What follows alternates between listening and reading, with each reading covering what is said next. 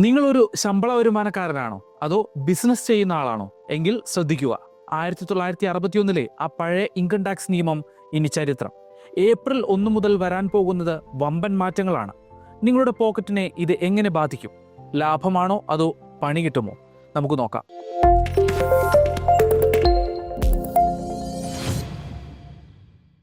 March 20 ധനമന്ത്രാലയം പുതിയ income tax rules 2026 പുറത്തിറക്കി കഴിഞ്ഞു. 1961 ആ പഴയ നിയമത്തിന് പകരം ഇൻകം ടാക്സ് ആക്ട് 2025 ഇനി നടപ്പിലാക്കാൻ പോകുന്നത്. ഇതിൽ സാധാരണക്കാർക്ക് സന്തോഷം നൽകുന്ന കാര്യങ്ങളും ട്രേഡേഴ്സിനും മറ്റും തിരിച്ചടിയാകുന്ന ചില കാര്യങ്ങളുമുണ്ട്. ഈ മാറ്റങ്ങൾ കൃത്യമായി മനസ്സിലാക്കിയില്ലെങ്കിൽ ചിലപ്പോൾ നിങ്ങൾക്ക് വലിയ നഷ്ടം സംഭവിച്ചേക്കാം. ആദ്യം തന്നെ ആശ്വാസം നൽകുന്നൊരു വാർത്ത പറയാം. നികുതിദായകർക്ക് അവരുടെ ഫയലിങ്ങുകളിലെ പിശകുകൾ തിരുത്താൻ ഇനി അധിക സമയം ലഭിക്കും. ITR 3, ITR 4 ഫയൽ ചെയ്യുന്ന ഓഡിറ്റ് ഇല്ലാത്ത നികുതിദായകർക്ക് ഇനി ഓഗസ്റ്റ് 31 വരെ സമയം ലഭിക്കും. പഴയതുപോലെ ജൂലൈയിൽ ഓടി നടന്ന് ഫയൽ ചെയ്യേണ്ടതില്ല. പക്ഷേ ഓർക്കുക, ITR 1, ITR 2 എന്നിവയുടെ ഡെഡ്ലൈൻ ഇപ്പോഴും ജൂലൈ 31 തന്നെയാണ്. ടാക്സ് ലാബുകളിൽ ഇത്തവണ മാറ്റമൊന്നുമില്ല. മറ്റൊരു പ്രധാന കാര്യം, ടാക്സ് നടപടികൾ സർക്കാർ വളരെ ലളിതമാക്കിയെന്നതാണ്. 399 റൂളുകൾ ഉണ്ടായിരുന്നത് വെറും 190 കുറച്ചു. 511 ഫോമുകൾ ഉണ്ടായിരുന്നത് 333 എണ്ണമാക്കി. ഇനി ഫോമുകൾ എല്ലാം ഒരുപോലെ ആയിരിക്കും. ഡാറ്റ ഓട്ടോ ഫില്ലായി വരികയും ചെയ്യും. നിങ്ങൾ സാധാരണയായി ഏത് ITR ഫോമാണ് ഫയൽ ചെയ്യാറുള്ളത്? താഴെ ഒന്ന് കമൻറ്റ് ചെയ്യുക.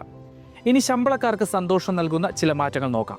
ശ്രദ്ധിക്കുക, ഇവ ഓൾഡ് ടാക്സ് റിജീമിലുള്ളവർക്ക് മാത്രമാണ്. HRA ഇളവ്. ബാംഗ്ലൂർ, ഹൈദരാബാദ്, അഹമ്മദാബാദ്, പൂനെ എന്നീ നഗരങ്ങളിൽ ജോലി ചെയ്യുന്ന ആളുകൾക്ക് ഇനി മുതൽ 50% HRA എക്സംഷൻ ക്ലെയിം ചെയ്യാം. ചെന്നൈയും മുംബൈയും പോലെ തന്നെ ഈ നഗരങ്ങളെ മെട്രോ ലിസ്റ്റിൽ ഉൾപ്പെടുത്തി കഴിഞ്ഞു. എല്ലാം നല്ല വാർത്തകളല്ല. ചില കാര്യങ്ങളിൽ നികുതി കൂട്ടിയിട്ടുമുണ്ട്.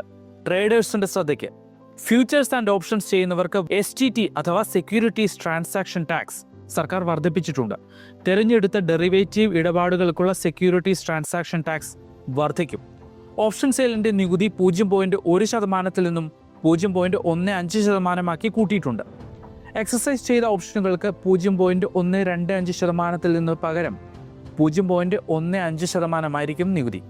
ഫ്യൂച്ചേഴ്സ് ഇടപാടുകൾക്കുള്ള STT 0.02% നിന്നും 0.05% വർദ്ധിക്കും. Share buyback. ഷെയർ ബൈബാക്കിലൂടെ ലഭിക്കുന്ന വരുമാനത്തെ ഇനി മുതൽ ക്യാപിറ്റൽ ഗെയിൻസായി പരിഗണിക്കും. പുതുക്കിയ ചട്ടപ്രകാരം ഇൻഡിവിജ്വൽ പ്രൊമോട്ടർമാർക്ക് 30%, കമ്പനി പ്രൊമോട്ടർമാർക്ക് 22% നികുതി നിരക്ക്. വിദേശത്തേക്ക് മക്കളെ പഠിക്കാൻ വിടുന്നവർക്കും യാത്ര ചെയ്യുന്നവർക്കും ഒരു ആശ്വാസ വാർത്തയുണ്ട്. TCS നിരക്കുകൾ സർക്കാർ കുറച്ചു. വിദേശ പഠനത്തിനും ചികിത്സയ്ക്കുമുള്ള നിരക്ക് 5% നിന്നും 2% കുറച്ചിരിക്കുന്നത്. ഓവർസീസ് ടൂർ പാക്കേജുകൾക്കും ഇനി വെറും 2% TCS നൽകിയാൽ മതി.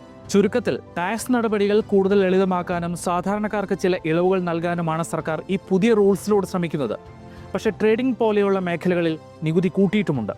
ഈ മാറ്റങ്ങളിൽ നിങ്ങൾക്ക് ഏറ്റവും ഗുണകരമായി തോന്നിയത് ഏതാണ്? നിങ്ങളുടെ അഭിപ്രായം താഴെ കമൻറ്റ് ചെയ്യുക.